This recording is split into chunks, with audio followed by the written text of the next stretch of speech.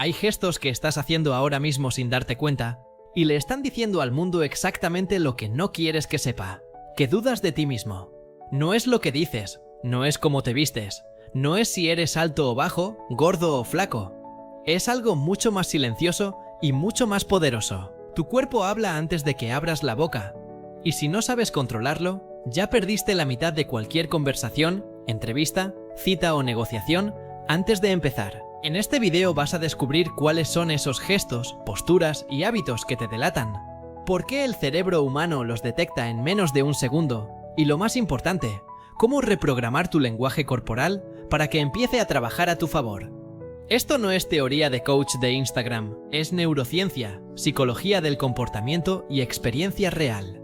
Quédate, porque lo que viene te va a cambiar la forma en que te mueves por el mundo. Vamos a empezar por algo que probablemente nadie te ha dicho con esta claridad. Tu cuerpo miente. Bueno, en realidad no miente. Tu cuerpo dice la verdad.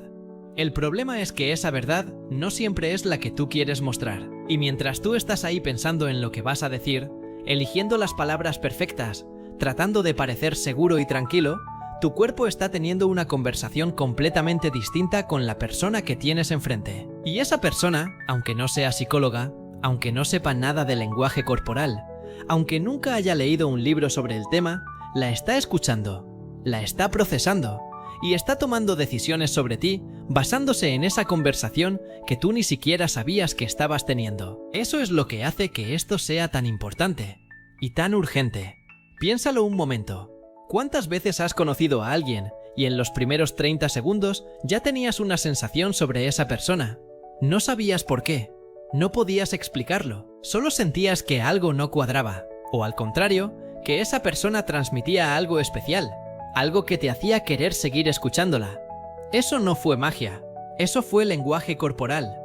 Tu cerebro procesó docenas de señales en fracción de segundo y te dio un veredicto, y lo mismo está pasando con las personas que te conocen a ti. El investigador Albert Mehrabian, en sus estudios sobre comunicación, planteó algo que durante décadas ha generado debate, pero que en su esencia sigue siendo brutalmente relevante.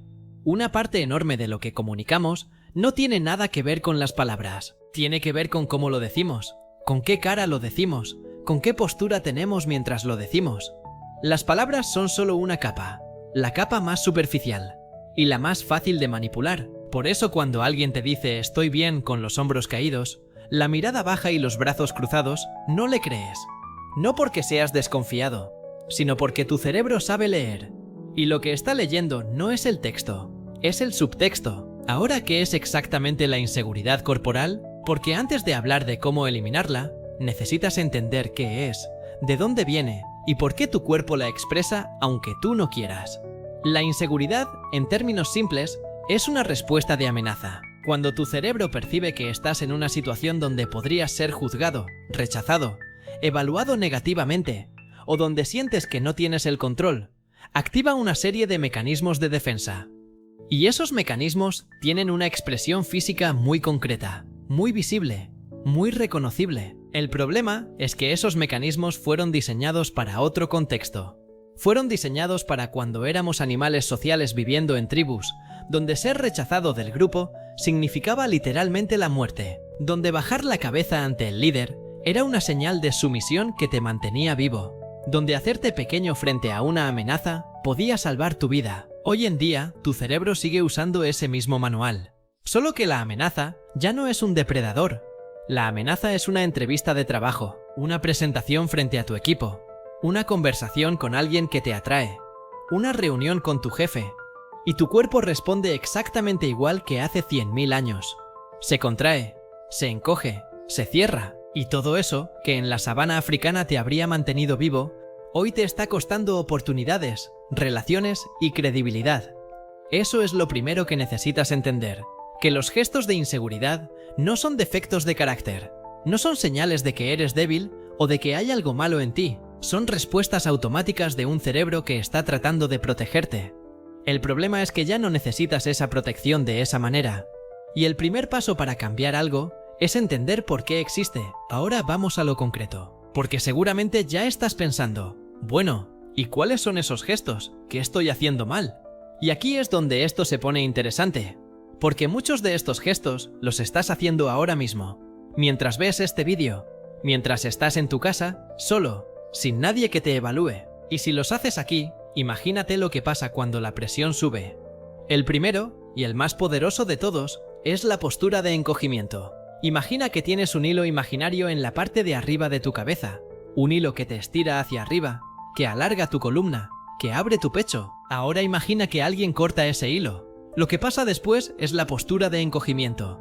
Los hombros caen hacia adelante, el pecho se cierra, la espalda se curva, la cabeza baja ligeramente o se proyecta hacia adelante como si estuvieras mirando una pantalla que está demasiado lejos. Es exactamente la postura que tienes cuando estás cansado, cuando estás deprimido, cuando sientes que el mundo pesa demasiado. Y es también, exactamente, la postura que muchas personas tienen todo el tiempo. No porque estén cansadas o deprimidas necesariamente, sino porque se ha convertido en su postura por defecto. Amy Cuddy, investigadora de Harvard, hizo algo fascinante.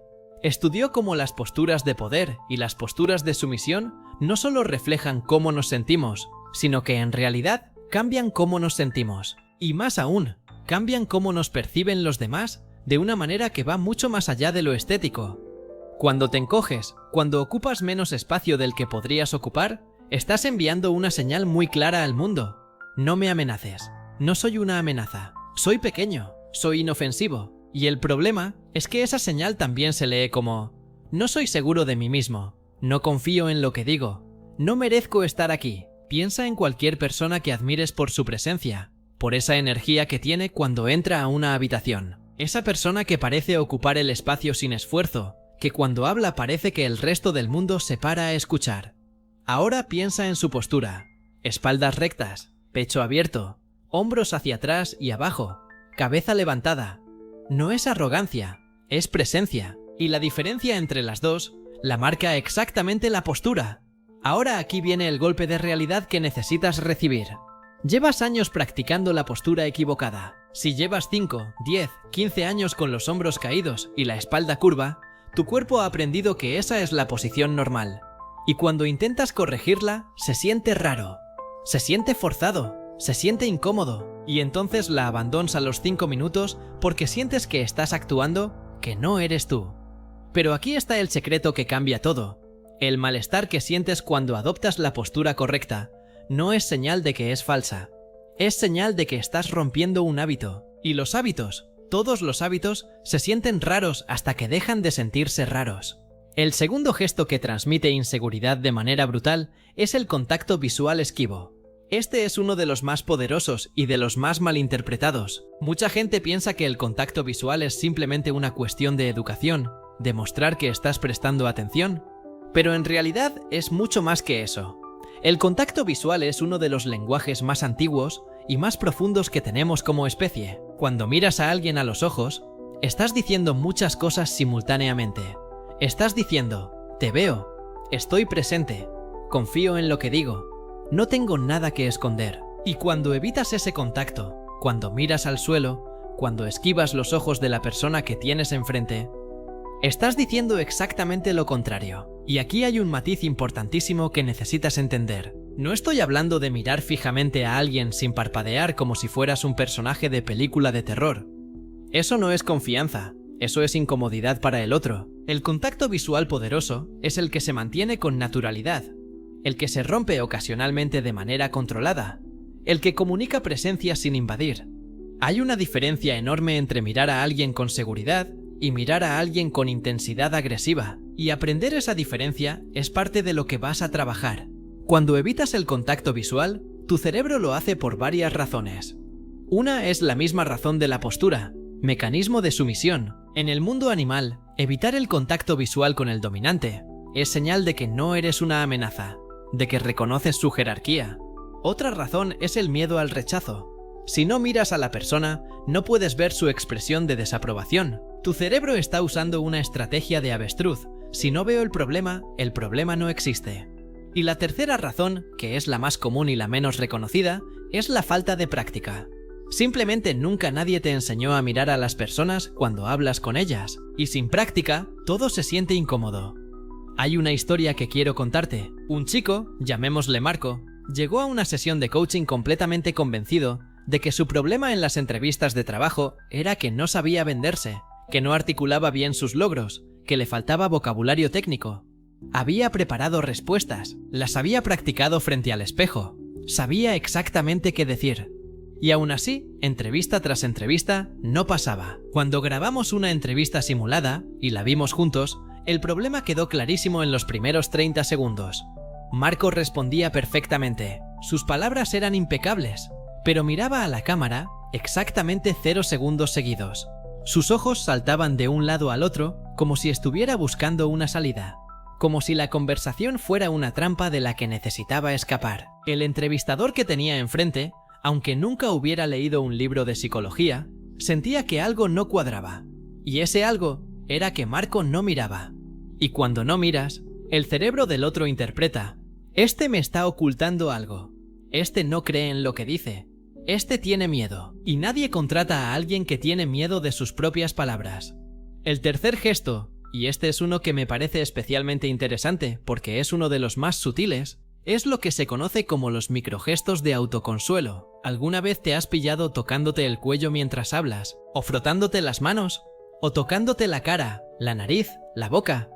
¿O poniéndote y quitándote algo de los dedos? ¿O metiéndote el pelo detrás de la oreja repetidamente aunque ya esté ahí? Todos estos son microgestos de autoconsuelo, y lo que hacen es exactamente lo que su nombre dice: consolarte.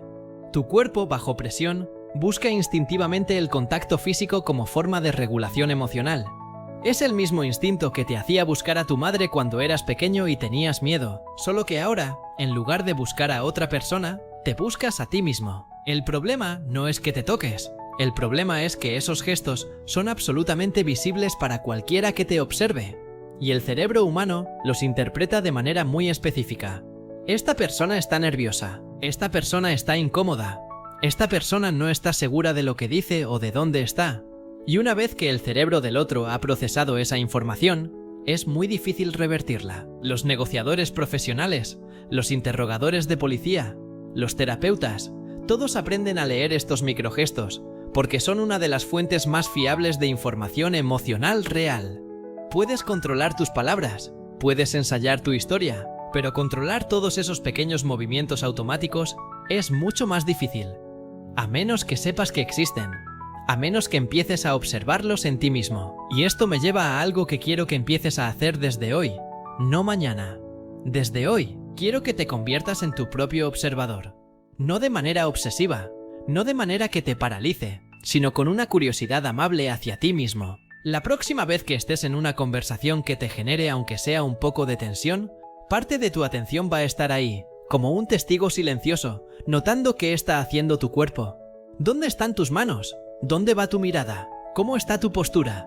No para juzgarte, solo para ver. Porque no puedes cambiar lo que no ves.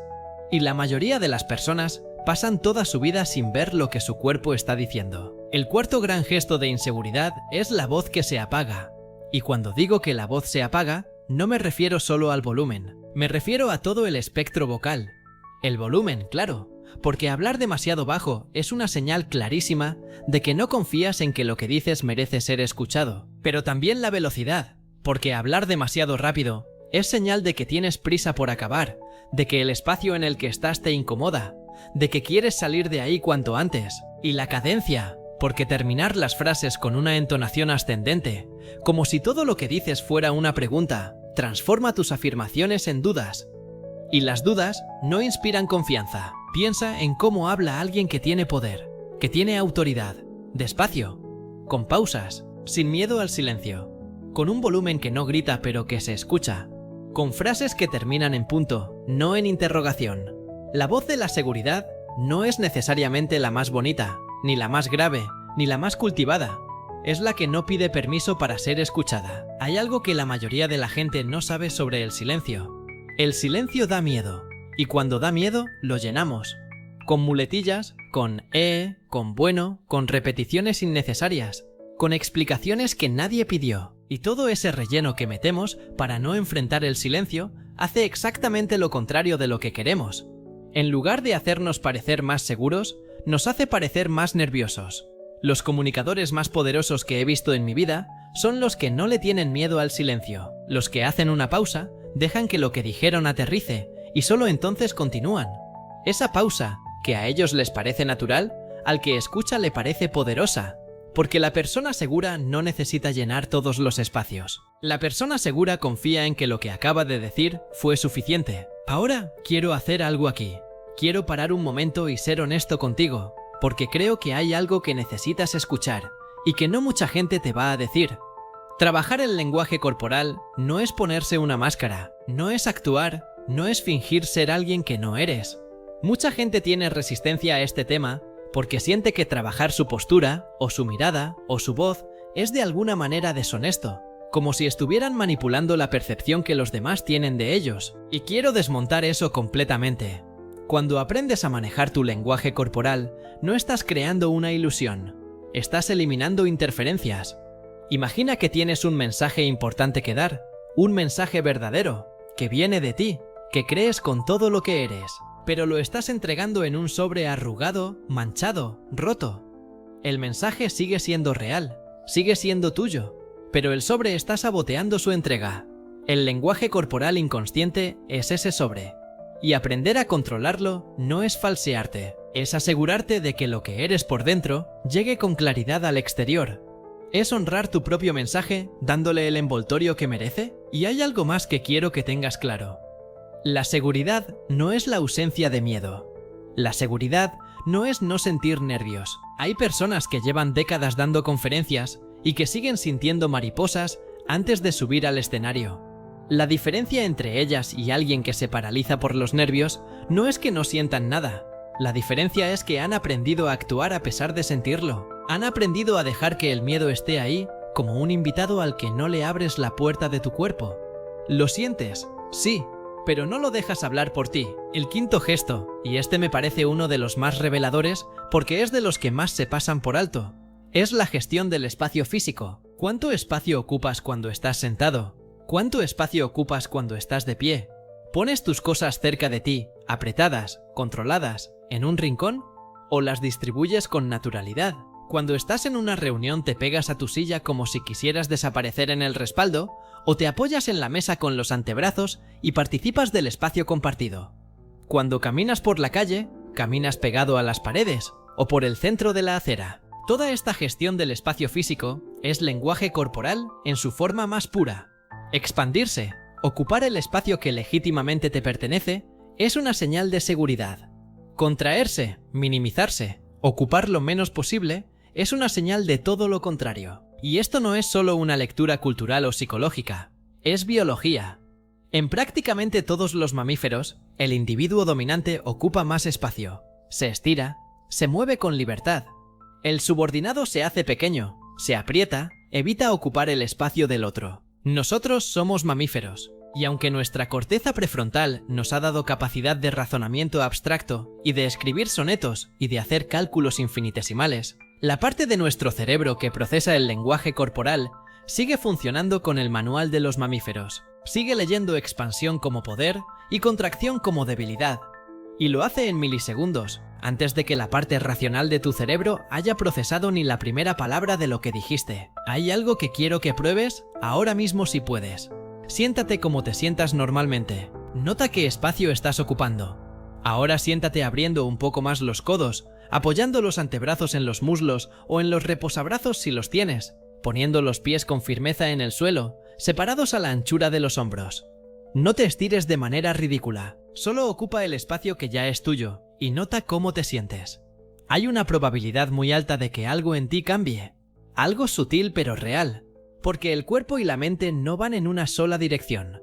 No es solo que tu mente afecta a tu cuerpo afecta a tu mente, y cuando cambias la postura, cambias la química interna, cambias el estado. El sexto gesto, y con este vamos a cerrar esta primera parte con algo que te va a resultar muy familiar, porque lo has visto 1000 veces, pero quizá nunca lo has conectado con la inseguridad, las disculpas innecesarias y las justificaciones no pedidas. Esto no es puramente lenguaje corporal, pero forma parte del lenguaje de la inseguridad de una manera que es imposible ignorar, porque la inseguridad no habla solo con el cuerpo, habla también con las palabras. Y hay ciertos patrones de lenguaje que son tan claros, tan rotundos como señal de falta de confianza, que sería un error no mencionarlos aquí.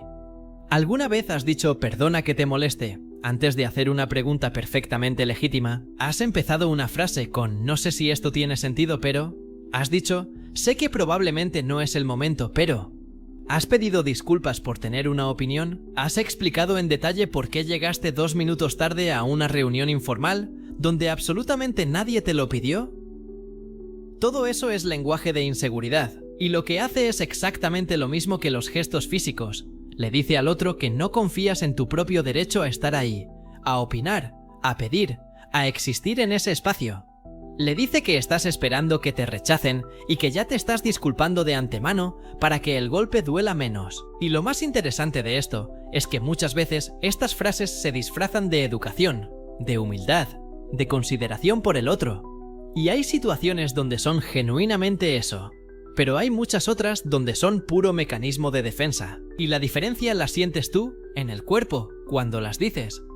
Si dices "perdona que te moleste", y lo sientes como una fórmula de cortesía genuina, bien, pero si lo dices porque en el fondo sientes que efectivamente eres una molestia, que no mereces el tiempo de esa persona, que tu pregunta o tu necesidad es un inconveniente, entonces es inseguridad hablando. Y esto conecta con algo que quiero dejar muy claro, antes de seguir avanzando. La inseguridad no vive solo en los gestos.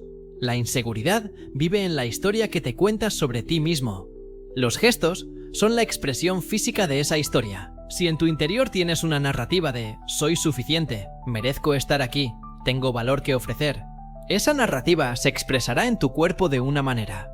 Si tienes una narrativa de "estoy de más, voy a molestar, van a descubrir que no soy tan bueno", esa narrativa también se expresará. El trabajo del lenguaje corporal empieza en los gestos, sí, pero para que sea transformador de verdad, tiene que llegar a la narrativa. Y de eso vamos a hablar en profundidad a lo largo de este guión, porque lo que estás viendo aquí no es un tutorial de cómo posar para parecer seguro, es un mapa completo de cómo se construye la seguridad desde adentro hacia afuera, desde la neurociencia hasta el gesto, desde la historia que te cuentas hasta la postura que adoptas, desde el miedo al rechazo hasta la mirada que sostiene. Y si ahora mismo estás pensando "todo esto suena bien, pero yo soy así, siempre he sido así, no voy a poder cambiar", quiero que escuches esto con toda la atención que puedas. Eso también es parte de la narrativa. Y las narrativas no son la realidad, son historias. Y las historias se pueden reescribir. Bien, ya sabes qué gestos te delatan. Ya tienes el mapa de las señales que tu cuerpo envía sin que tú lo decidas. Pero ahora viene algo más importante que identificar el problema. Viene entender por qué ese problema existe específicamente en ti. Porque no es lo mismo trabajar un síntoma que trabajar la raíz. Y si solo corriges la postura sin entender de dónde viene el encogimiento, volverás a encoger en cuanto baje la guardia. Siempre. Así que vamos a bajar un nivel más. Vamos a entrar en el terreno donde realmente se forma la inseguridad corporal. Y para eso necesito contarte algo sobre cómo funciona el cerebro cuando aprende. Tu cerebro es una máquina de predicción, no de percepción, de predicción. Esto es algo que la neurociencia moderna ha confirmado de manera bastante contundente, y que cambia completamente la manera en que entendemos la experiencia humana. Tu cerebro no espera a recibir información del mundo para reaccionar. Tu cerebro anticipa, constantemente está construyendo modelos de lo que va a pasar basándose en lo que ya pasó. Y cuando la realidad coincide con el modelo, todo bien. Cuando no coincide, actualiza el modelo. O, en muchos casos, distorsiona la percepción de la realidad para que encaje con el modelo. ¿Qué tiene que ver esto con la inseguridad corporal? Todo, absolutamente todo. Si en algún momento de tu vida, especialmente en la infancia o en la adolescencia, tuviste experiencias donde expresarte con confianza tuvo consecuencias negativas, tu cerebro aprendió algo. Aprendió que la confianza es peligrosa, que ocupar espacio atrae crítica, que hablar fuerte atrae burla, que sostener la mirada provoca conflicto. Y construyó un modelo que dice: para estar seguro, hazte pequeño. Para evitar el dolor, no te expongas. Para protegerte, encógete. Y ese modelo, que en su momento fue una respuesta adaptativa, una solución inteligente a un problema real, se quedó, se instaló, se convirtió en el default, en el piloto automático. Y ahora, décadas después, en contextos completamente distintos, con personas completamente distintas, en situaciones donde no hay ninguna amenaza real, tu cerebro sigue usando ese modelo. Sigue enviando las mismas instrucciones al cuerpo. Sigue diciéndole, encógete, baja la mirada, habla bajito, no ocupes demasiado espacio, no te expongas. Esto es lo que los psicólogos llaman una respuesta condicionada. Y una vez que entiendes que lo que estás haciendo con tu cuerpo es una respuesta condicionada y no una verdad sobre quién eres, el cambio se vuelve posible. No inmediato, no mágico, pero posible. Porque lo que se aprendió se puede desaprender. Lo que se condicionó se puede recondicionar. No de la noche a la mañana, pero con práctica consciente, con exposición repetida, con paciencia aplicada, se puede.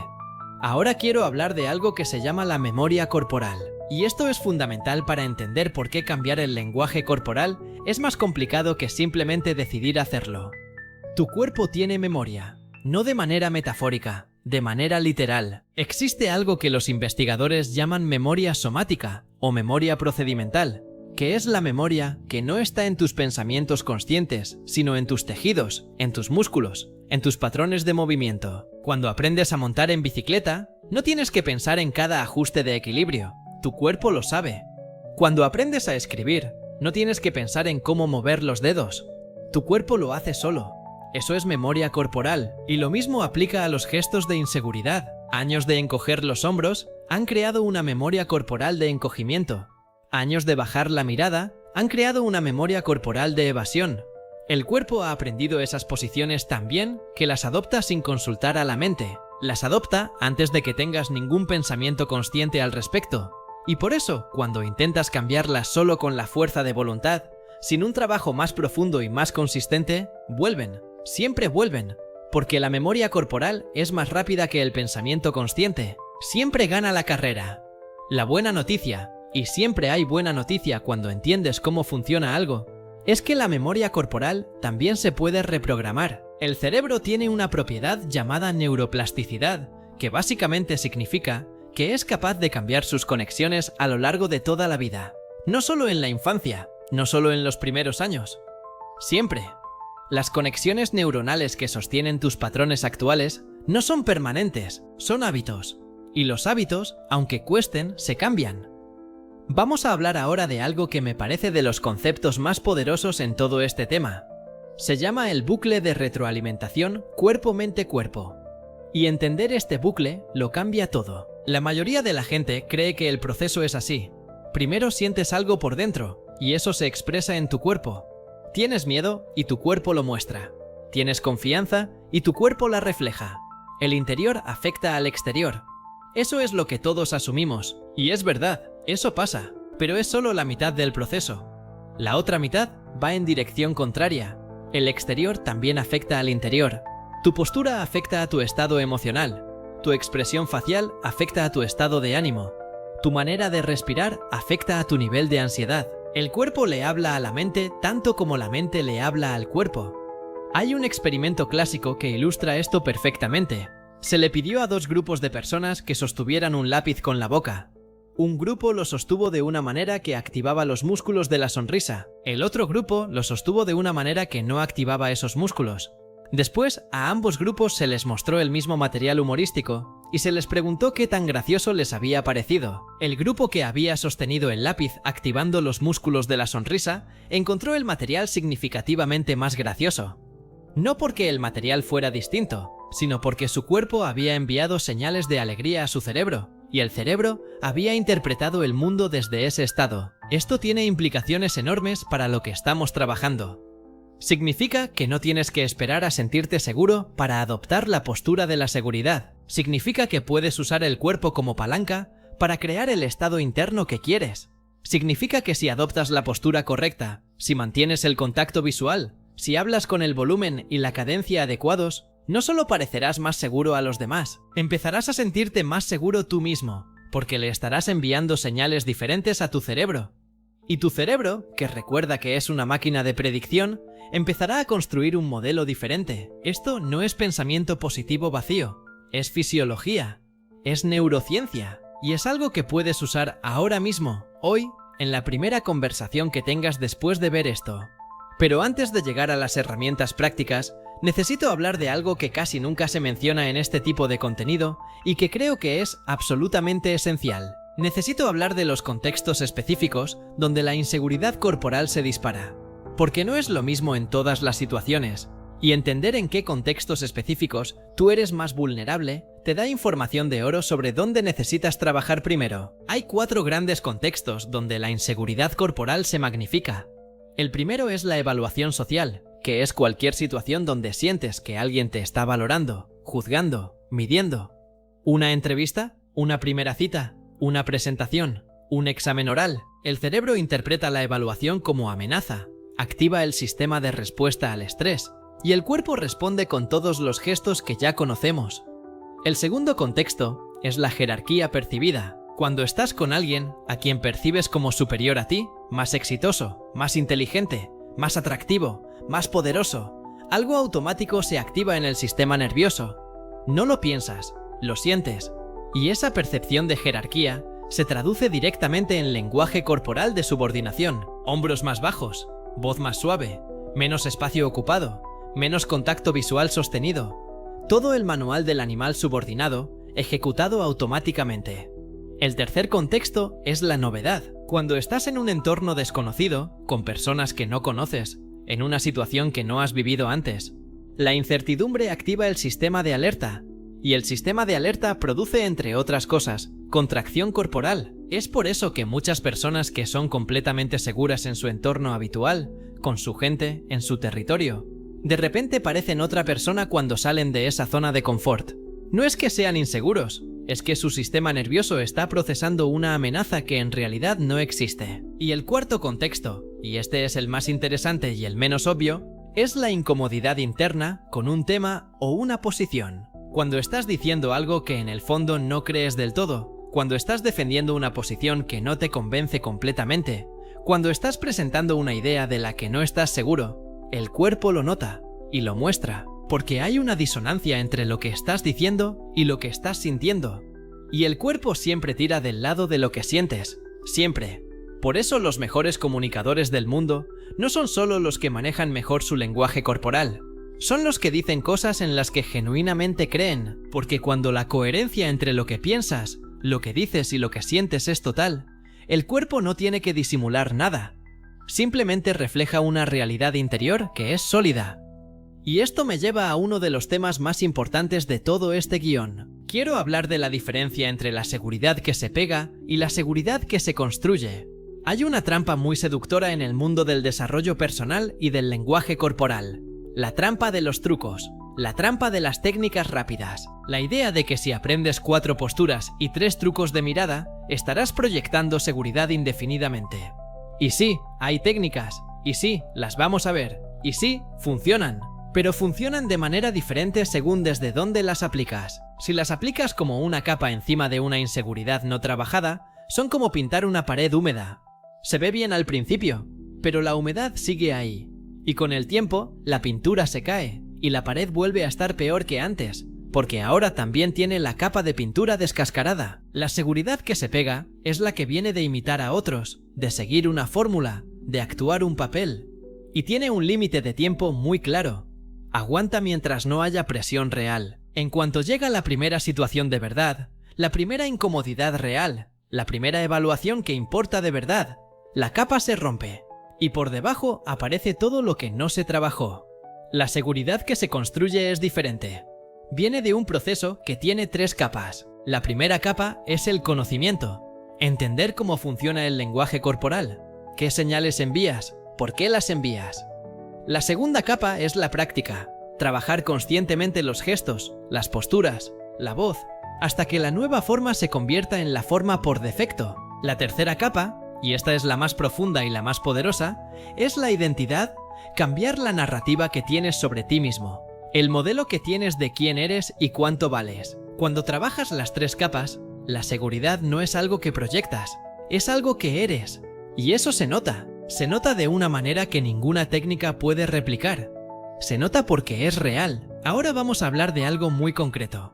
Quiero hablar del sistema nervioso autónomo y de por qué es tu aliado o tu enemigo dependiendo de si sabes manejarlo. Tu sistema nervioso autónomo tiene 2 modos principales. El modo simpático, que es el de activación, el de alerta, el de lucha o huida, y el modo parasimpático, que es el de descanso, el de calma, el de presencia. Cuando estás en una situación que tu cerebro interpreta como amenaza, aunque esa amenaza sea una reunión con tu jefe y no un depredador, el sistema simpático se activa, se libera cortisol y adrenalina, el corazón late más rápido, la respiración se acelera, los músculos se tensan, la sangre se va a las extremidades para prepararte para correr o pelear, y el pensamiento complejo, la creatividad, la calma, todo eso que necesitas para comunicarte bien, se reduce significativamente, y todo esto se nota en el cuerpo. Se nota en la voz que se acelera y se vuelve más aguda, se nota en los ojos que se mueven más rápido, se nota en las manos que se tensan o que buscan consolarse, se nota en la postura que se cierra.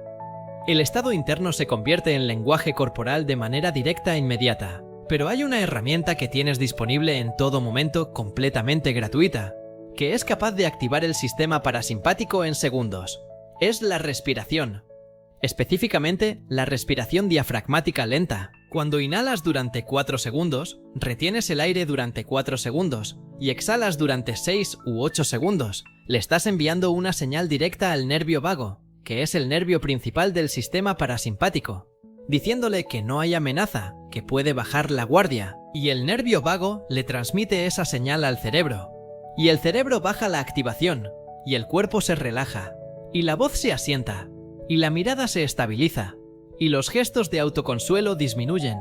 No te estoy diciendo que antes de cada conversación importante te sientes 20 minutos a meditar. Te estoy diciendo que hay algo tan simple como 3 respiraciones profundas antes de entrar a una reunión, antes de hacer una llamada importante, antes de empezar una conversación difícil, que puede cambiar literalmente el estado en el que tu cuerpo entra a esa situación. Y el estado en el que entras determina en gran medida el estado en el que te quedas durante.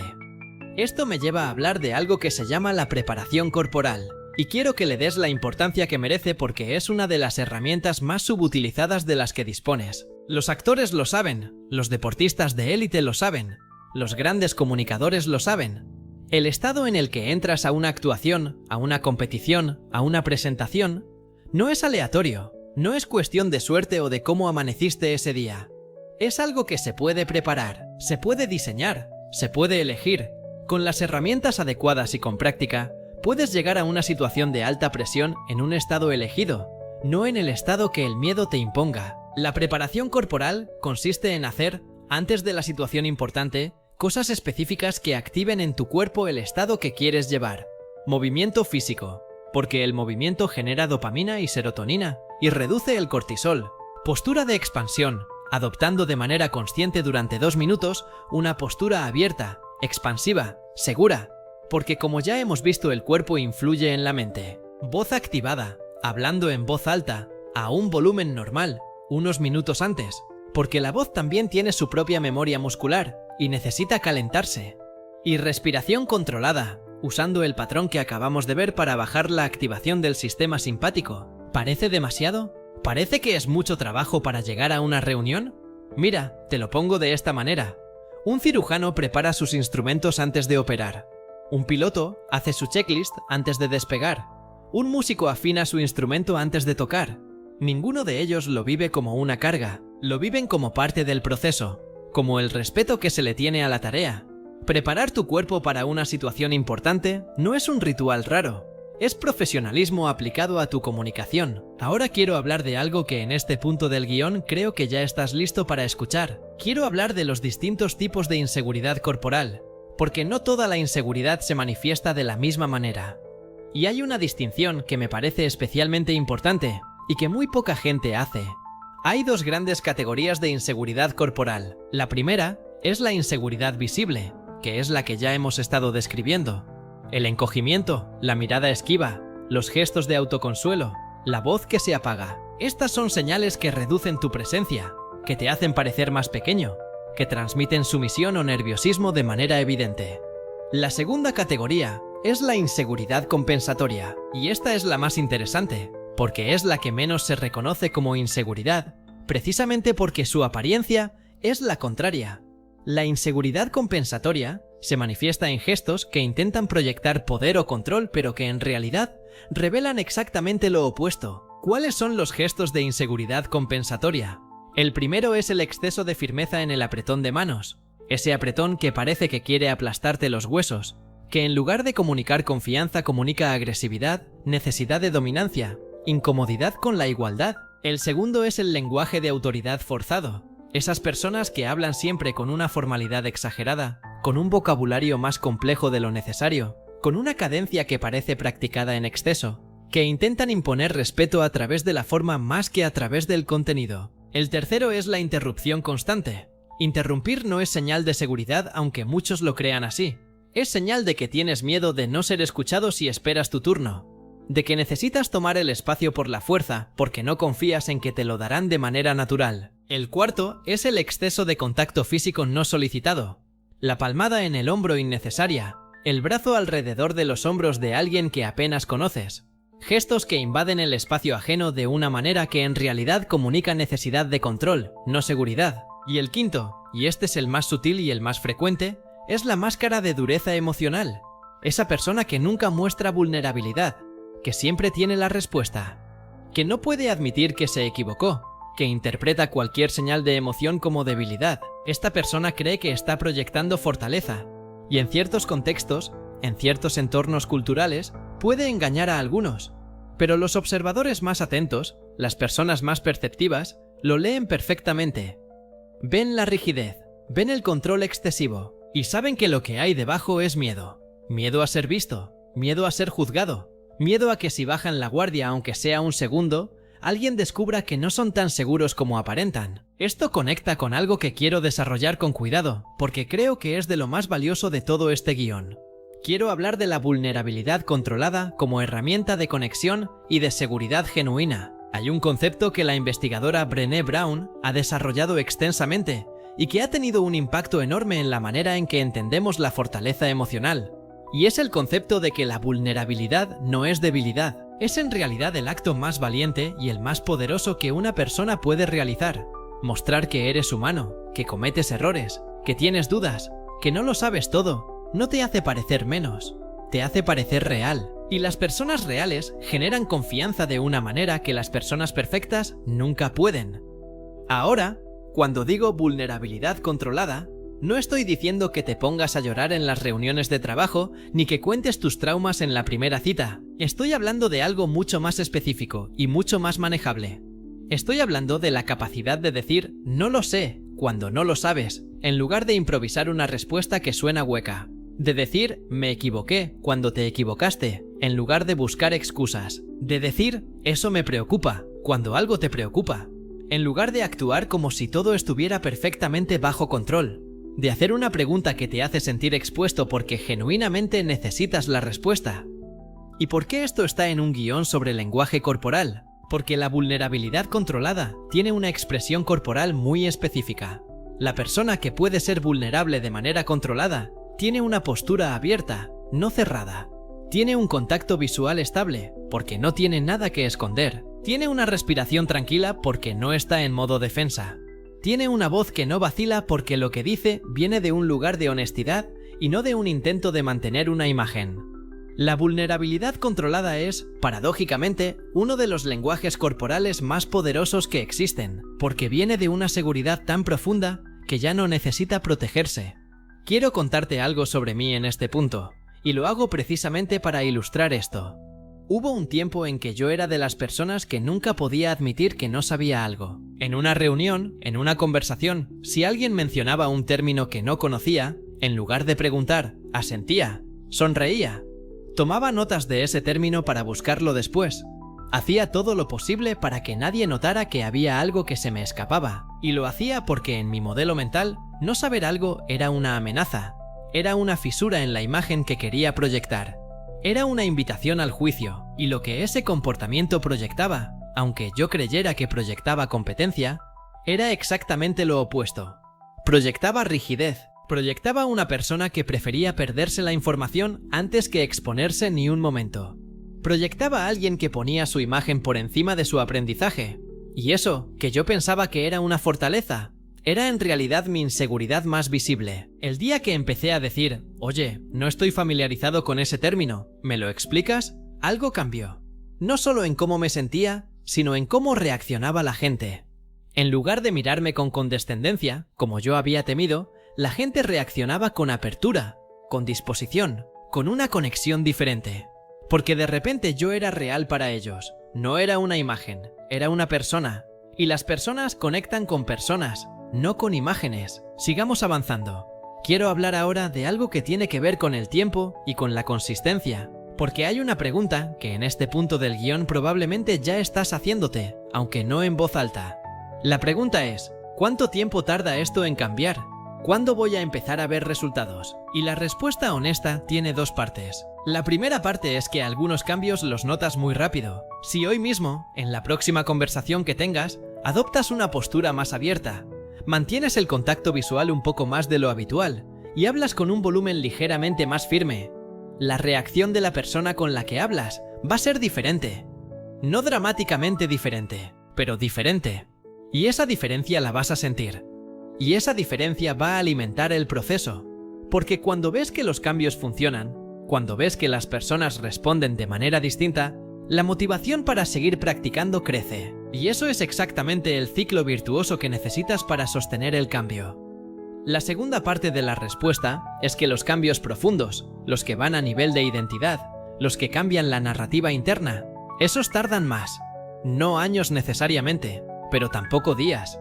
Tardan semanas, meses de práctica consciente, de exposición repetida a situaciones donde el viejo patrón quiere tomar el control y tú eliges conscientemente el nuevo. Y cada vez que eliges el nuevo, aunque se sienta forzado, aunque no sea perfecto, estás fortaleciendo la conexión neuronal nueva, estás construyendo la memoria corporal de la seguridad, estás reescribiendo el modelo.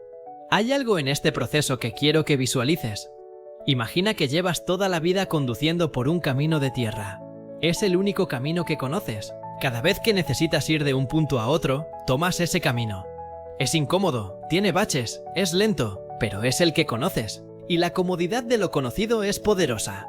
Ahora imagina que alguien te muestra un camino nuevo. Está sin pavimentar todavía. No hay señales. Es difícil saber si va a donde necesitas ir. Los primeros días lo tomas y se siente raro, se siente inseguro, paradójicamente, pero lo sigues tomando. Y con cada paso que das por él, ese camino se va haciendo más ancho, más firme, más claro. Y con el tiempo, ese camino nuevo se convierte en tu camino por defecto. Y el camino viejo, sin uso, se va cerrando solo. Eso es exactamente lo que pasa en tu cerebro cuando cambias un patrón. No se trata de fuerza de voluntad infinita, se trata de usar el nuevo camino suficientes veces para que se convierta en el natural.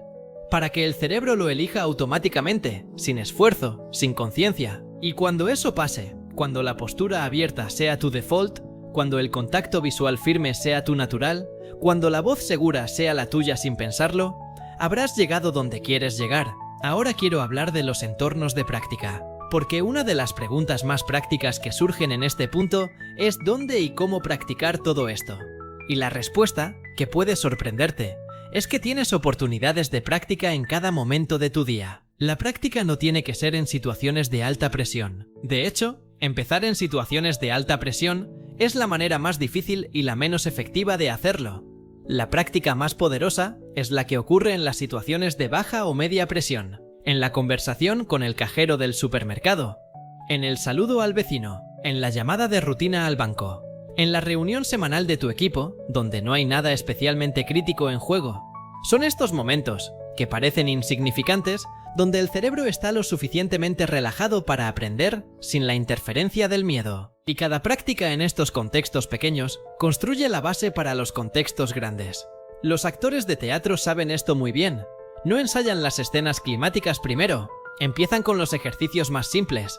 La voz, la respiración, la postura, la presencia, las horas y horas de trabajo básico son lo que hace posible que cuando llega el momento de la escena de alto voltaje, el cuerpo ya sabe qué hacer.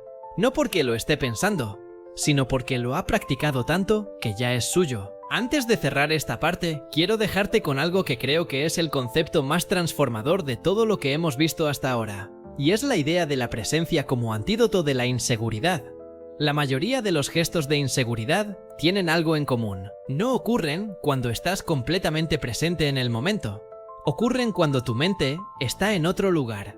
Cuando estás pensando en lo que van a pensar de ti, cuando estás anticipando el fracaso, cuando estás comparándote con alguien, cuando estás recordando la última vez que algo salió mal, cuando estás viviendo en el futuro de tu imaginación o en el pasado de tu memoria.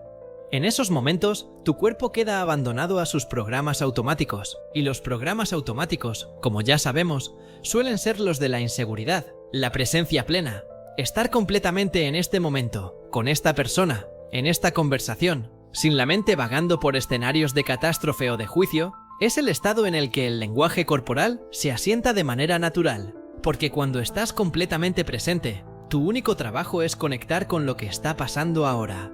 No hay performance, no hay actuación, no hay gestión de imagen.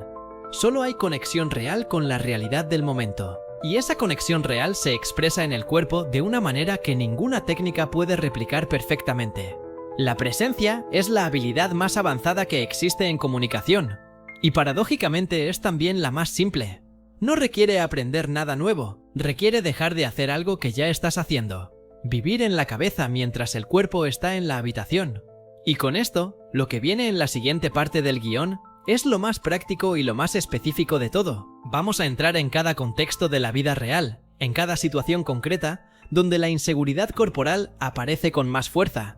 Y vamos a ver exactamente qué hacer, cómo hacerlo y por qué funciona.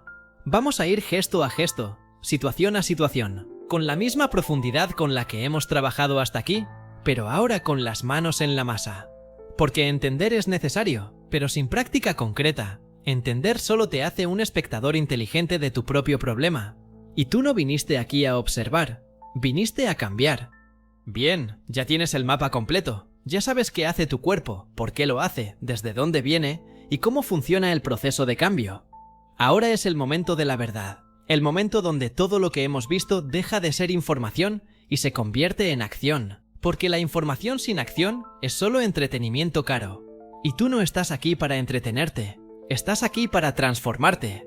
Vamos a ir a lo concreto, situación por situación, gesto por gesto, con todo el detalle que necesitas para que la próxima vez que estés frente a alguien que importa, tu cuerpo trabaje para ti y no en tu contra. Empecemos por la situación que más miedo da a la mayoría de las personas, la que más inseguridad corporal dispara con más intensidad y más velocidad. Estoy hablando de hablar en público. Y cuando digo hablar en público no me refiero solo a un escenario con micrófonos y cientos de personas. Me refiero a cualquier situación donde tienes que hablar y hay más de una persona escuchándote.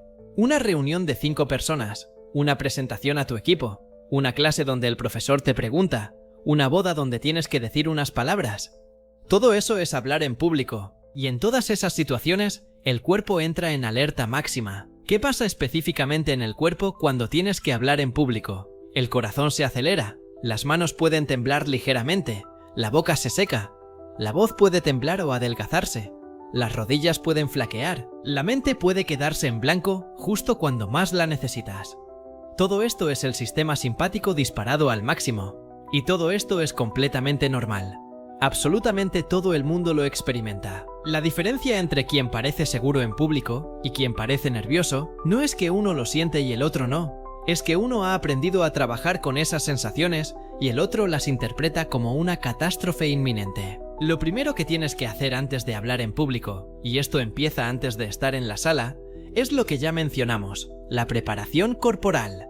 Pero quiero darte ahora el protocolo específico. Unos minutos antes de empezar, si puedes estar solo aunque sea un momento en un baño, en un pasillo, en el coche, adopta durante 2 minutos una postura de expansión máxima, de pie, piernas separadas a la anchura de los hombros, brazos extendidos hacia arriba en forma de V, pecho abierto, barbilla ligeramente elevada. No te preocupes si te sientes ridículo, nadie te está viendo. Y lo que estás haciendo es enviarle a tu cerebro la señal más potente que existe de que estás en modo poder, no en modo amenaza. Haz 3 respiraciones largas y profundas, exhalando por lo menos el doble de tiempo que inhales. Y di en voz baja, pero en voz alta, no en tu cabeza, algo que sea verdad para ti sobre por qué estás ahí. No un mantra vacío, algo real, algo como tengo algo valioso que decir, o he preparado esto y lo conozco bien, o simplemente estoy listo. Puede sonar extraño, puede sonar a autoayuda de manual, pero hay una razón fisiológica detrás de cada uno de esos pasos.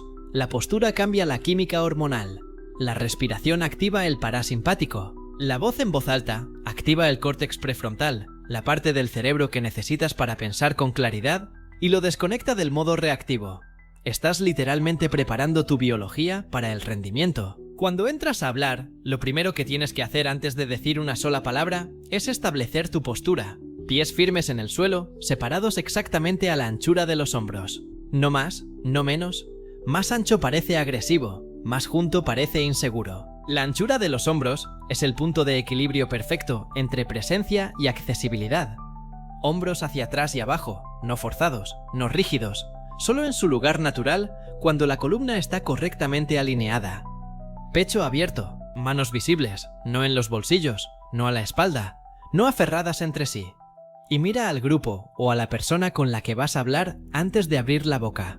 Ese segundo de contacto visual previo a las palabras vale más que 10 técnicas de comunicación juntas. Dice, estoy aquí, estoy presente, lo que voy a decir merece tu atención. Y todo eso sin haber pronunciado ni una sílaba. La primera frase siempre es la más difícil. Es donde la voz tiene más probabilidades de fallar, de temblar, de adelgazarse. Por eso la primera frase tiene que ser corta, directa, y tiene que terminar en punto, no en coma.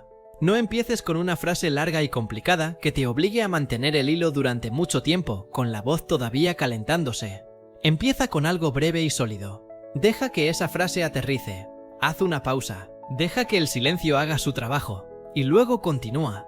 Para cuando llegues a la tercera o cuarta frase, la voz ya está asentada, ya está en su lugar, y el miedo ya ha bajado varios grados. Las manos durante una presentación o discurso merecen su propio capítulo. Porque las manos son uno de los elementos más poderosos del lenguaje corporal y uno de los que más se descontrolan cuando hay nervios. Hay personas que no saben qué hacer con las manos cuando hablan. Se las meten en los bolsillos, las cruzan detrás de la espalda, las aprietan frente al cuerpo, las mueven de manera errática sin ninguna conexión con lo que están diciendo. Y eso se lee como incomodidad, como falta de control, como nerviosismo. La regla de oro con las manos es simple: déjalas hablar contigo. Los gestos de las manos que acompañan el discurso de manera natural y coherente con lo que se está diciendo aumentan la credibilidad, la claridad y el impacto de lo que dices.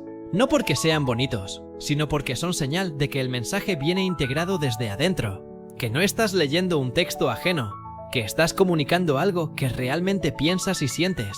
Y el cerebro del que escucha lo procesa exactamente así. Pero hay una trampa aquí también. Los gestos forzados, los gestos estudiados, los gestos que no tienen ninguna relación orgánica con lo que estás diciendo y que claramente son de manual, hacen el efecto contrario, parecen actuados, y lo actuado genera desconfianza. Así que la solución no es aprender una coreografía de gestos, la solución es liberar los gestos que ya tienes. Muchas personas cuando hablan en privado, cuando están relajados con alguien de confianza, gesticulan de manera completamente natural y expresiva. Y cuando tienen que hablar en público o en situaciones formales, ese instinto natural se congela, se bloquea, porque el sistema de alerta lo frena. El trabajo es desbloquear lo que ya existe, no construir algo nuevo desde cero. Pasemos ahora a otra situación que genera una cantidad enorme de inseguridad corporal: el primer encuentro. El primer apretón de manos, los primeros 30 segundos con alguien nuevo, que puede ser una entrevista de trabajo, un cliente potencial, una primera cita, un nuevo compañero o cualquier situación donde sabes que en esos primeros instantes se está formando una impresión que va a ser difícil de cambiar después. La investigación sobre la formación de primeras impresiones es bastante alarmante si no la conoces. El psicólogo Nalini Ambady demostró que las personas forman juicios consistentes sobre otros en intervalos de tiempo extraordinariamente cortos, fracciones de segundo, y que esos juicios, aunque se hayan formado en tan poco tiempo, son sorprendentemente estables y tienen un impacto real en las decisiones que se toman. Que si un entrevistador te ve entrar por la puerta y en los primeros 10 segundos forma una impresión positiva, esa impresión va a influir en cómo interpreta todo lo que digas después. Y si la impresión inicial es negativa, todo lo que digas después va a ser filtrado a través de esa lente. Esto puede sonar injusto, y en cierto sentido lo es, pero es la realidad del cerebro humano.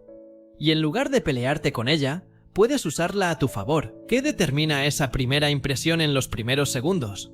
3 cosas principalmente: la postura con la que entras, la velocidad con la que te mueves y la expresión de tu cara cuando llegas. La postura ya la hemos trabajado. La velocidad es algo que muy poca gente tiene en cuenta. Cuando alguien entra a una habitación con prisa, con movimientos rápidos y erráticos, transmite ansiedad, urgencia, falta de control.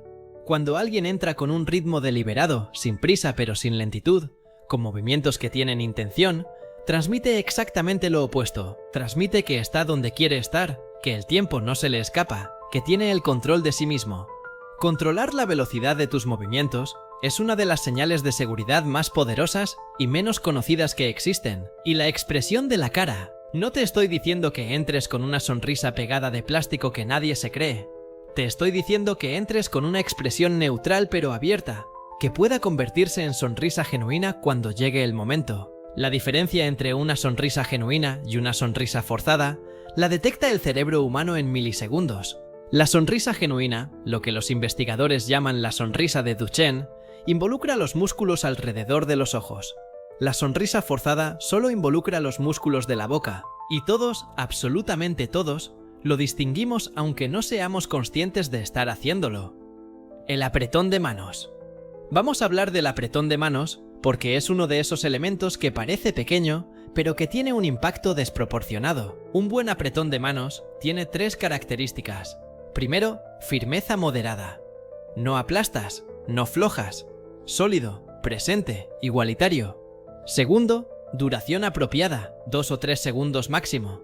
Un apretón que se extiende más de lo necesario genera incomodidad. Tercero, contacto visual durante el apretón. Este último punto es el que más se pasa por alto y el que más diferencia hace. Cuando miras a alguien a los ojos mientras le das la mano, le estás diciendo, te veo, estoy completamente presente en este momento contigo. Y eso crea una conexión instantánea que ninguna cantidad de palabras puede replicar. Vamos ahora a una situación diferente pero igualmente cargada de potencial para la inseguridad corporal. Estoy hablando de las conversaciones difíciles, las que tienes que tener con tu jefe para pedir un aumento, las que tienes que tener con tu pareja sobre algo que no está funcionando, las que tienes que tener con un cliente insatisfecho, las que tienes que tener cuando alguien te ha faltado el respeto y necesitas ponerle límites. En las conversaciones difíciles, la inseguridad corporal tiene un patrón muy específico. El cuerpo quiere huir, quiere reducirse, quiere enviar señales de apaciguamiento para que el conflicto no escale, y eso se traduce en postura cerrada, mirada baja, voz suave hasta el límite de lo audible y un lenguaje verbal lleno de disculpas y calificaciones que diluyen el mensaje hasta hacerlo irreconocible. ¿Qué necesitas hacer en su lugar? Lo primero es algo que parece contraintuitivo, pero que es esencial: respirar antes de empezar. No una respiración rápida y nerviosa, una respiración real, profunda, que baje la activación, porque si entras a una conversación difícil con el sistema simpático al máximo, tu capacidad de pensar con claridad, de escuchar de verdad, de responder en lugar de reaccionar, está comprometida desde el principio. Lo segundo es ocupar tu espacio de manera consciente. Si estás sentado, siéntate hacia adelante, con los antebrazos apoyados en la mesa o en los muslos, los pies firmemente en el suelo. No te recojas en tu silla, no te hagas pequeño. Ocupar el espacio que legítimamente te pertenece en una conversación difícil no es agresividad, es presencia. Es señal de que estás dispuesto a estar en esa conversación, de que no te estás escapando, de que lo que tienes que decir merece ser dicho. Lo tercero es mantener la voz en su volumen natural durante toda la conversación. Hay una tendencia muy común de empezar con una voz firme y que a medida que avanza la conversación difícil, especialmente si hay tensión o resistencia del otro, la voz se vaya apagando. Como si intuitivamente estuvieras intentando suavizar el impacto de tus palabras, reduciéndoles el volumen. Y lo que eso hace es exactamente lo contrario de lo que necesitas. Le dice al otro que puedes ser presionado, que si insistes suficiente te reducirás. Mantener el volumen estable durante toda la conversación, especialmente en los momentos de mayor tensión, es una señal de que tu posición es sólida, de que no te vas a mover por presión emocional. Y lo cuarto, y esto es algo que requiere práctica real, porque va completamente en contra del instinto, es aprender a no llenar los silencios en una conversación difícil. Cuando dices algo importante y el otro no responde de inmediato, el impulso es brutal. El impulso es empezar a añadir calificaciones, a suavizar lo que acabas de decir, a ofrecer salidas, a retractarte antes de que el otro haya dicho nada. Y todo eso, que parece considerado, en realidad transmite que no estás seguro de lo que acabas de decir, que si el otro espera el tiempo suficiente, tú mismo desmontarás tu argumento sin que tenga que hacer nada. Di lo que tienes que decir, y luego quédate en el silencio, con la postura abierta, con la mirada tranquila, con la voz en pausa, no en retirada. Deja que el silencio sea del otro. Ese silencio, que a ti puede parecerte una eternidad, es en realidad el espacio donde el otro procesa lo que acabas de decir. Y cuando lo procese y responda, lo hará desde un lugar de más respeto hacia ti que si hubieras llenado ese silencio con disculpas. Quiero hablar ahora de algo que me parece uno de los aspectos más transformadores de todo este trabajo. Quiero hablar de la relación entre el lenguaje corporal y la identidad. Porque hemos estado trabajando los gestos, las posturas, las situaciones, pero hay una capa debajo de todo eso que es la más importante de todas. Es la capa de quién crees que eres. Tu lenguaje corporal es, en última instancia, una expresión de tu identidad percibida, de la imagen que tienes de ti mismo. Si en el fondo crees que no eres suficientemente interesante, que tus ideas no valen tanto como las de otros, que no mereces el espacio que ocupas, esa creencia va a filtrarse en tu cuerpo, sin importar cuántas técnicas aprendas. Puedes corregir la postura conscientemente durante un rato, pero en cuanto baje la guardia, cuando llegue el cansancio o el estrés o una situación de alta presión, el cuerpo vuelve a su default. Y el default siempre es la identidad. Por eso el trabajo más profundo que puedes hacer, el que tiene los resultados más duraderos y más transformadores, es el trabajo en la narrativa de identidad, en la historia que te cuentas sobre quién eres. Y esa historia, como ya dijimos, no es la realidad. Es una construcción, es una interpretación de experiencias pasadas que el cerebro ha elaborado con el tiempo. Y las construcciones, afortunadamente, se pueden reconstruir. ¿Cómo se reconstruye una narrativa de identidad?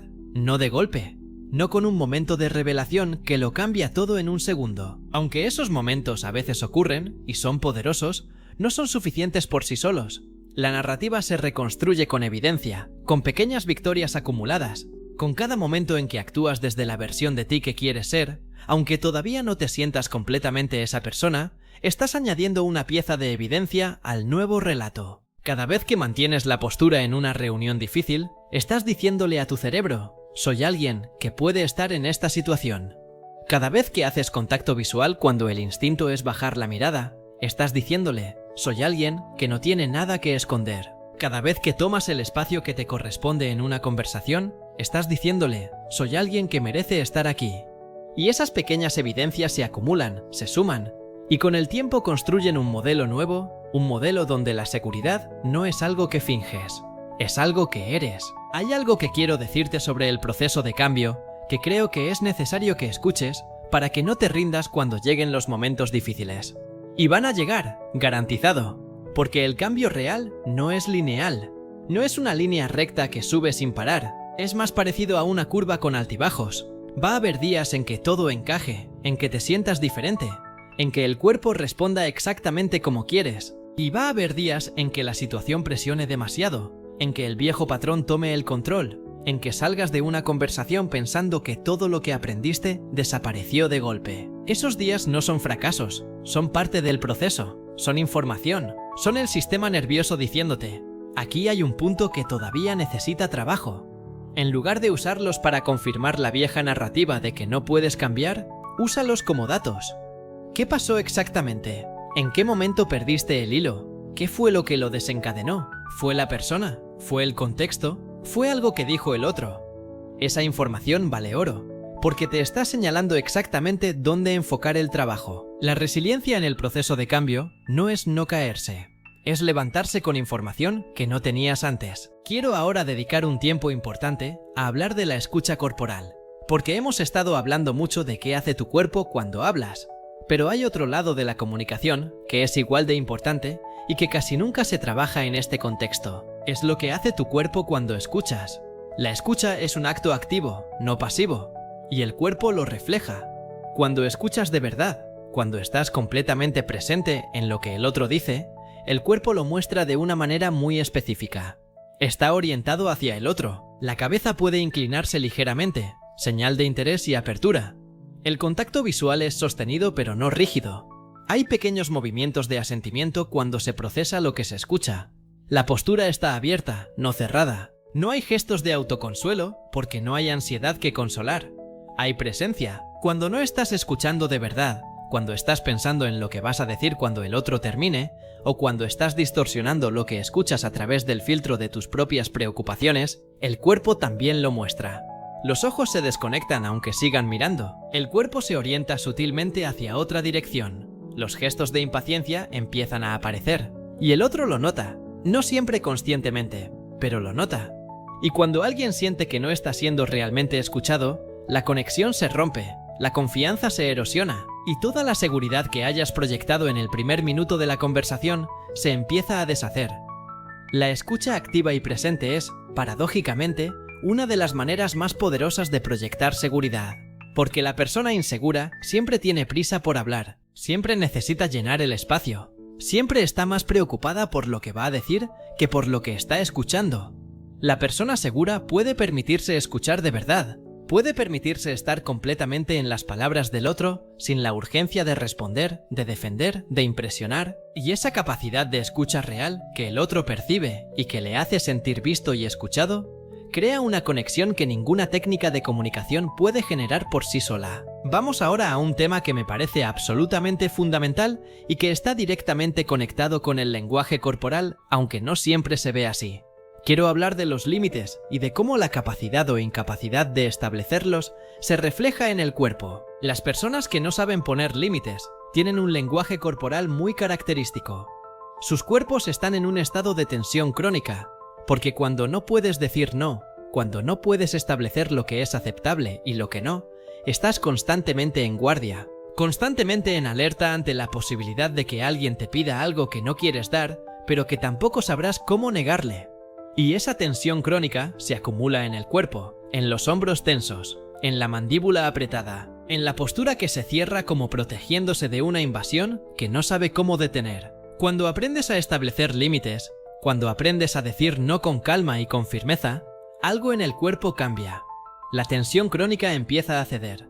Los hombros bajan, la mandíbula se relaja, la postura se abre, porque ya no hay nada que proteger de la misma manera. Ya no necesitas el blindaje físico, porque tienes el blindaje verbal. Y ese cambio en la tensión corporal se nota, se percibe, contribuye de manera directa a la imagen de alguien que está cómodo consigo mismo, que sabe quién es y dónde están sus límites. Poner límites no es egoísmo, no es agresividad, es claridad, es respeto hacia ti mismo, y es, entre otras cosas, una herramienta poderosa de lenguaje corporal porque relaja el cuerpo de una manera que ninguna técnica de postura puede replicar. Quiero hablar ahora del contacto físico como lenguaje, porque en muchas culturas, incluida la nuestra, el contacto físico es una parte significativa de la comunicación no verbal, y hay maneras de tocarlo que transmiten seguridad, y hay maneras que transmiten exactamente lo contrario. El contacto seguro es el que tiene intención, el que es apropiado al contexto, el que respeta el espacio del otro. Es el apretón de manos firme que ya hemos descrito. Es la palmada en el hombro que dice «bien hecho», que es breve, que es genuina. Es el abrazo, que cuando corresponde al momento tiene presencia y calor. El contacto inseguro, en cambio, es el que duda, el que empieza y se arrepiente a la mitad, el que es demasiado corto porque tiene miedo de invadir, o demasiado largo porque necesita la conexión física para sentirse validado, el que busca al otro con urgencia en lugar de ofrecerse con calma. La regla del contacto físico seguro es la misma que hemos visto en todo lo demás, intención más presencia. Si tocas a alguien con presencia real en ese gesto, con intención genuina, en el contexto apropiado, el cuerpo lo hace con naturalidad. Si lo haces desde el nerviosismo, desde el cálculo, desde el miedo a hacerlo mal, el cuerpo también lo muestra. Llegamos ahora a algo que quiero tratar con el cuidado que merece porque es uno de los temas que más me han preguntado en relación a este área. Quiero hablar de la inseguridad corporal en el contexto digital, en las videollamadas, en los vídeos, en las fotografías, porque vivimos en un mundo donde una parte enorme de nuestra comunicación ocurre a través de una pantalla, y las reglas del lenguaje corporal siguen aplicando, con algunas particularidades muy importantes. En una videollamada, los errores del lenguaje corporal se magnifican. El encuadre reduce lo que el otro puede ver de ti a básicamente tu cara, tu cuello y tus hombros. Eso significa que esa pequeña porción de tu cuerpo se convierte en el todo de tu comunicación no verbal. Y cada gesto, por pequeño que sea, queda amplificado. La mirada que se escapa de la cámara, los microgestos de autoconsuelo en la cara, la postura de los hombros, el gesto de tensión en la mandíbula, todo eso, en una llamada por pantalla, está a primer plano. Hay algo que muy poca gente sabe sobre el contacto visual en videollamadas y que cambia completamente la experiencia del otro. Cuando miras a la pantalla, a la cara de la persona con la que hablas, el otro te ve mirando hacia abajo, porque la cámara está en la parte superior de la pantalla. Para que el otro sienta que le estás mirando a los ojos, tienes que mirar a la cámara, no a su cara en la pantalla, a la cámara. Esto se siente raro porque no estás viendo la reacción del otro, pero lo que el otro recibe es exactamente la sensación de contacto visual directo, y eso cambia la calidad de la conexión de manera drástica. Otro elemento importante en las videollamadas es el encuadre. Si la cámara está demasiado cerca, hay algo claustrofóbico en la imagen que genera incomodidad para el otro. Si está demasiado lejos, hay una distancia que hace que la conexión se sienta fría. El encuadre ideal en una videollamada es aquel donde se te ve desde el pecho hasta por encima de la cabeza, con un poco de espacio en los laterales. Ese encuadre da espacio para que se vean los hombros, que como ya sabemos son parte importante del lenguaje corporal, y crea una sensación de presencia cercana pero no invasiva. Y la iluminación, aunque parece un detalle técnico sin relación con el lenguaje corporal, tiene un impacto real en la percepción. Una persona iluminada de frente, con luz natural o artificial suave, que ilumine la cara de manera uniforme, parece más abierta, más accesible, más presente. Una persona a contraluz, con la cara en sombra, transmite de manera involuntaria algo cerrado, algo que no se puede leer bien. Y el cerebro humano, que necesita poder leer las microexpresiones del otro para sentirse seguro en la interacción, se incomoda cuando no puede hacerlo. Ahora quiero hablarte de algo que creo que es el núcleo de todo, el corazón de lo que hemos estado construyendo durante todo este guión. Quiero hablar de la autenticidad como el lenguaje corporal más poderoso que existe. Hemos visto técnicas, hemos visto posturas, hemos visto protocolos para situaciones específicas, y todo eso tiene valor real. Pero hay algo que supera a todo lo demás, que lo hace irrelevante si está presente, o que hace que todo lo demás sea insuficiente si está ausente. Eso es la autenticidad. Cuando lo que piensas, lo que sientes y lo que dices están alineados, el cuerpo no necesita trabajar. El cuerpo simplemente refleja esa coherencia.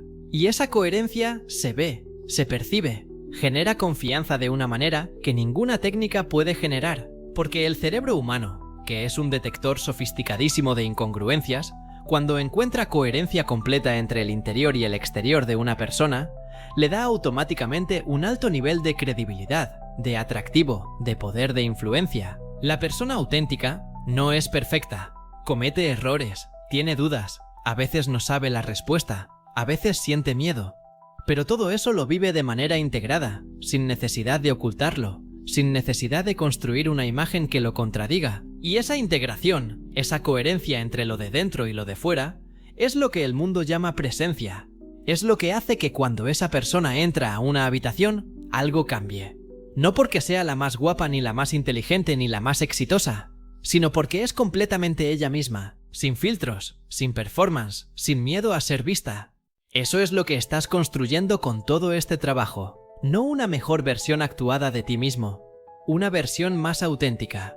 Una versión donde lo que llevas dentro llega al exterior sin interferencias, sin el ruido del miedo, sin la distorsión de la inseguridad, con toda la claridad y todo el poder que ya tienes, pero que quizás todavía no ha encontrado la manera de salir. Y quiero cerrar con algo que considero lo más importante de todo lo que hemos visto. Algo que si te llevas solo una cosa de este guión, que sea esto. La seguridad no es un destino, no es un lugar al que llegas un día y donde te quedas para siempre. No es algo que tienes o no tienes de manera permanente. La seguridad es una práctica. Es una elección que se renueva cada día, cada mañana cuando te levantas y decides qué historia te vas a contar sobre quién eres. Cada vez que entras a una habitación y decides cómo vas a ocupar tu espacio. Cada vez que tienes que decir algo difícil y decides decirlo de pie, con la voz firme y la mirada sostenida. Cada vez que el miedo aparece y decides actuar a pesar de él en lugar de dejar que él actúe por ti. Nadie, absolutamente nadie, Llegó a la seguridad sin pasar por la incomodidad, sin los momentos donde el cuerpo quería encogerse y eligieron expandirse, sin las conversaciones donde la voz quería apagarse y decidieron que siguiera sonando, sin los días donde la narrativa vieja volvió con fuerza y tuvieron que recordarse a sí mismos quiénes estaban eligiendo ser. El camino no es fácil, pero tampoco es tan complicado como parece cuando lo miras desde donde estás ahora. Es un paso, luego otro más, con paciencia, con consistencia, con la disposición de equivocarte y volver a intentarlo sin usar el error como prueba de que no puedes. Tienes un cuerpo que habla, lo ha estado haciendo toda tu vida. La diferencia es que ahora sabes lo que dice, ahora sabes por qué lo dice, y ahora tienes las herramientas para empezar a dirigir esa conversación en lugar de solo ser arrastrado por ella. El mundo responde diferente a las personas que se respetan a sí mismas, que ocupan su espacio sin disculparse, que miran a los ojos sin miedo, que hablan con una voz que no pide permiso para ser escuchada. Ese mundo que responde diferente no es un privilegio de los que nacieron con suerte o con una genética especial. Es el resultado de un trabajo concreto, repetido, honesto, que cualquiera que decida hacerlo puede llevar a cabo. Así que la pregunta no es si puedes cambiar. Ya sabes que puedes. La pregunta es si vas a empezar hoy, no mañana, no la próxima semana, no cuando las circunstancias sean perfectas, porque las circunstancias nunca son perfectas. Hoy, en la próxima conversación que tengas, con la próxima persona que mires a los ojos, con la próxima vez que tengas algo que decir y tu cuerpo quiera encogerse. Ese es tu momento, ese es tu primer paso. Y ese primer paso lo cambia todo.